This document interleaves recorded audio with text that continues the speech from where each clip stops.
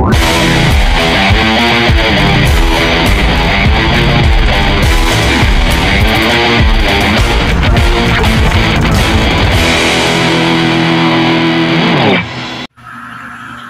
welcome back to my channel. Ngayon naman po ay pag-uusapan natin papaano mag-apply ng social pension ng isang senior citizen. Sa pagkakataong ito ay i-discuss ko po ang mga requirements at mga qualification ng isang senior citizen.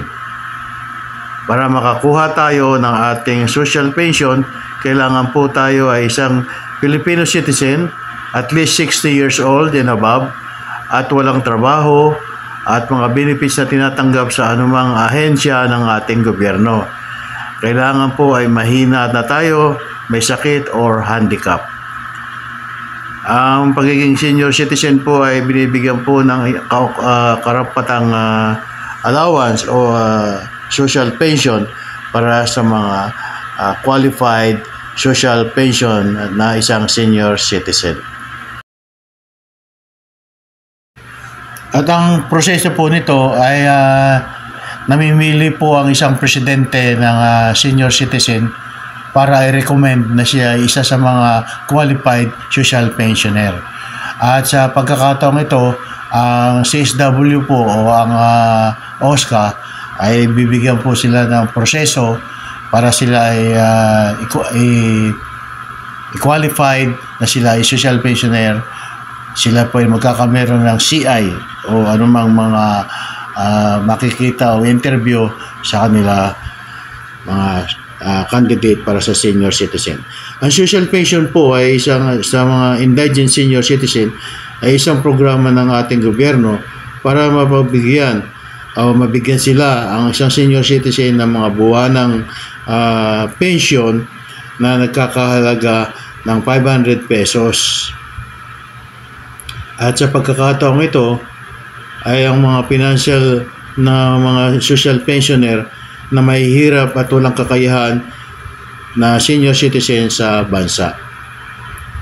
Sa ngayon po, ang mga senior citizen ay nakakatanggap ng 500 pesos kada buwan, at ito po ay nagkakameron ng semestral payout o 2 beses sa isang taon.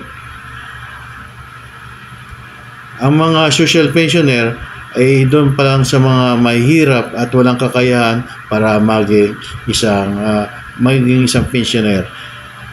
At ang mga dapat ay mag-registered lamang po tayo sa National Commission of Senior Citizen na may kakayahan na tayo ay makatanggap ng 500 pesos sa DSW, at magkameron tayo ng implementing roles para sa mga senior citizen under ng National Commission of Senior Citizen.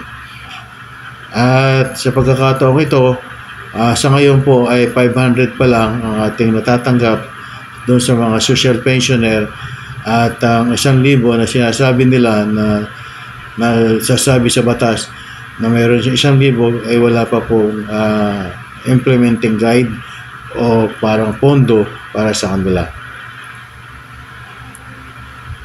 Ang mga benefits po ay dapat ay makuha natin sa pagiging pensioner ay kailangan magpunta po tayo sa local na OSCA office, at ang senior citizen application ay submit para sa proseso ng pagiging isang pensioner. Meron din po tayong online application ng NCAC website or sa OSCA or sa DSW para tayo magkameron ng ating application, at sa proseso nito ay magkakameron po ng approval ang ating mga region. Tulad dito sa DASMA, mayroon po tayong regions na nag-approve ng ating mga senior citizen pensioner.